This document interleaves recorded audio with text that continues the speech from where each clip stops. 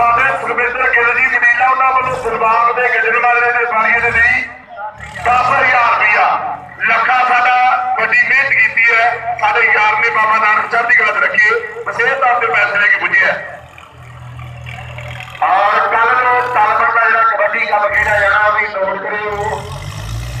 ਤਾਲਪੁਰ ਦਾ kabaddi cup ਤਾਂ ਕੱਲ ਸਾਡੇ ਗੁਰਸੰਗਰ ਸ਼ੋਕਰ ਦੀ ਨਾਲ ਬੜੀ ਰਾਏ ਦੀ ਲਾਡੀ ਢੇਸੀ ਦੀ ਵੀਡੀਓ ਕਾਗਰੀ ਉਹਨਾਂ ਸਾਰੇ